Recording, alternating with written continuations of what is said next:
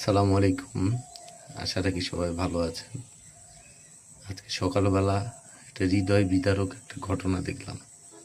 আমরা মানুষ, আশরাফুল মাখলুকাত, আল্লাহ তাআলার সবচেয়ে বড় সৃষ্টি। আমি বেশ কয়েকদিন ধরে দিনাজপুর মেডিকেলে ভর্তি ছিলাম। এটা অনেকেই জানে, আমার এফবি সকল বন্ধুরাই জানে। ঘটনাটা হলো, চায়ের দোকানে বসেছিলাম চা খাবো বলে।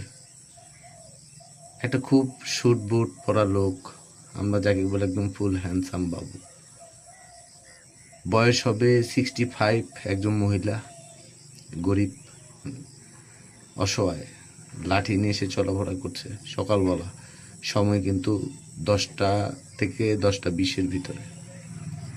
সে শুধু একটি রুটি, শুকনো রুটি তার কাছে আবদার করেছে,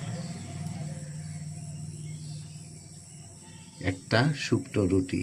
আর সেই রুটিটার বিনিময়ে সেই মহিলা কি পেয়েছে জানেন? তিরস্কার।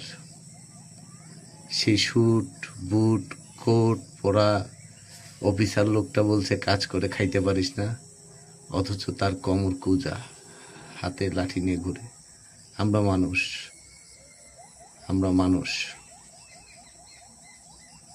পরবর্তীতে আমি আমার সামর্থ্য অনুযায়ী কী করেছি সেটা আমি জানি, সেটা আলাদা হিসাব। আমরা মানুষ, খালি আল্লাহ আল্লাহ আল্লাহ সপ্তাহে 2-1 দিন বা মাসে 1 দিন বা যখন বিপদে পড়বো তখন আল্লাহ, আর জান্নাতের টিকিট চান। সবাই তো জান্নাতে যেতে চান, আর সামান্য 10 টাকার জন্য একটা অসহায় গরিব বয়স্কা মহিলাকে এইভাবে অপমান। আল্লাহ হেদায়েত দান করুক।